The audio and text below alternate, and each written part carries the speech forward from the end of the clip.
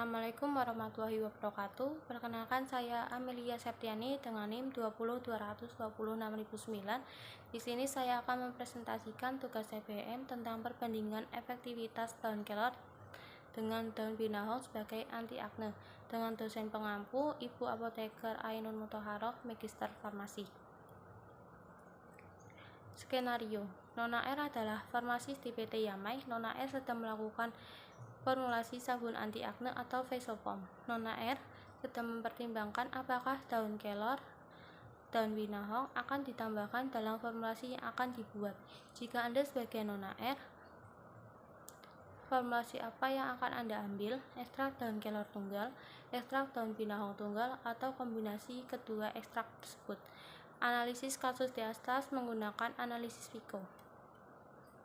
Analisis Pico yang pertama ada problem sabun anti akne atau facial foam, intervention daun binahong, comparisonnya daun kelor, dan outcome keefektifan daun binahong sebagai anti jerawat. Pengertian jerawat: jerawat adalah penyakit kulit yang timbul akibat peradangan menahun pada folikel pilosebaceae yang ditandai dengan adanya erupsi komedo, papul, pultus, nodus, dan kista pada tempat seperti muka, leher, lengan atas, dada, punggung.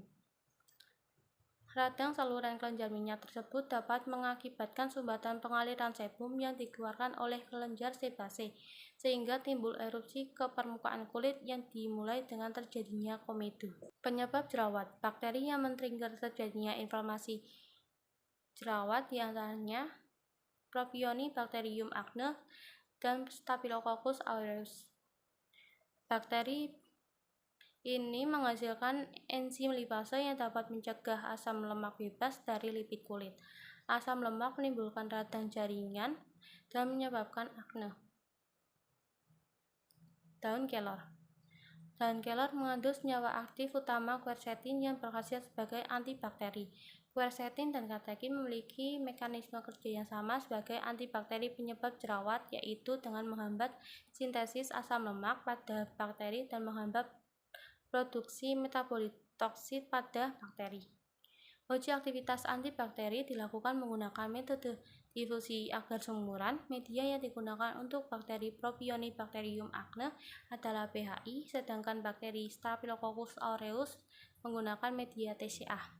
Aktivitas antibakteri ekstrak daun kelor dan teh hijau serta kombinasi ekstrak daun kelor dan teh hijau terhadap bakteri Propionibacterium acne dan Staphylococcus aureus menggunakan metode difusi agar dengan cara sumuran. Hasil uji aktivitas antibakteri menunjukkan bahwa ekstrak daun teh hijau memiliki aktivitas antibakteri terhadap Propionibacterium acnes dan Staphylococcus aureus yang lebih baik dibandingkan ekstrak daun kelor. Hal ini dilihat dari konsentrasi hambat minimum dan zona hambat yang dihasilkan. Kontrol positif yang digunakan adalah Medicline dengan zona hambat 50 mm dan kontrol negatif yang digunakan adalah Aquabides dengan zona hambat 0 mm. Berikut hasil pengukuran zona hambat. Yang pertama ada tabel 1 aktivitas antibakteri ekstrak daun kelor dan teh hijau, dan tabel kedua ada aktivitas antibakteri kombinasi ekstrak daun kelor dan teh hijau. Hasil analisis yang diperoleh memiliki nilai signifikan kurang dari 0,05 pada ekstrak daun kelor dan teh hijau dan kombinasi ekstrak terhadap bakteri penyebab jerawat Propionibacterium acne dan Staphylococcus aureus. Perbandingan tersebut dapat disebabkan semakin tinggi konsentrasi ekstrak, maka semakin luas zona hambat karena kandungan senyawa aktif antimikroba yang terkandung dalam ekstrak berpengaruh terhadap daya hambat yang dihasilkan. Kombinasi ekstrak daun kelor dan teh hijau memberikan efek sinergis karena zona hambat yang dihasilkan lebih tinggi dibandingkan aktivitas antibakteri ekstrak secara tunggal. Selanjutnya ada daun binahong. Salah satu tanaman obat yang memiliki efek anti jerawat adalah daun binahong atau Anthedera cordifolia tennis. Kandungan metabolit sekunder daun binahong meliputi flavonoid, saponin, alkaloid, polifenol, polisakarida termasuk L-arabinosa, D-galaktosa, dan L-rhamnosa. Daun pinahong memiliki aktivitas antioksidan, asam askorbat, dan senyawa fenolik, dan senyawa tersebut memiliki kemampuan untuk melawan bakteri gram positif dan gram negatif. Uji aktivitas antibakteri salep ekstrak daun pinahong menghasilkan urutan formulasi yang memiliki zona hambat yang paling besar adalah formula 3 dengan diameter rata-rata zona hambat 22 mm, kemudian formula 2 dengan diameter rata-rata zona hambat 19,6 mm, dan yang terakhir formula 1 dengan diameter rata-rata zona hambat 17,8 mm. Pengukuran diameter zona hambat menunjukkan bahwa salep ekstrak daun pinahong memiliki daya hambat lebih kuat sampai sangat kuat terhadap bakteri Propionibacterium acnes. Berikut hasil uji zona hambat dan berikut hasil uji lanjut post hoc zona hambat ekstrak etanol daun pinahong.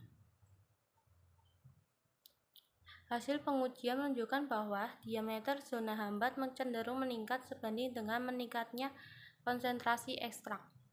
Berdasarkan hasil perhitungan analisis on-way ANOVA pada tabel di atas dengan tingkat kepercayaan 95%, dengan A sama dengan 5% diperoleh nilai signifikan 0,000 kurang dari 0,05, sehingga dapat disimpulkan terdapat perbedaan bermakna zona hambat dari masing-masing formula salep.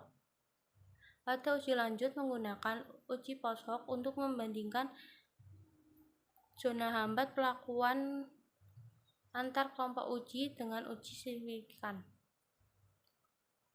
Hasil uji lanjut post hoc menunjukkan ada perbedaan bermakna aktivitas antibakteri antara basis dengan formula 1, formula 2, dan formula 3 karena P kurang dari 0,05.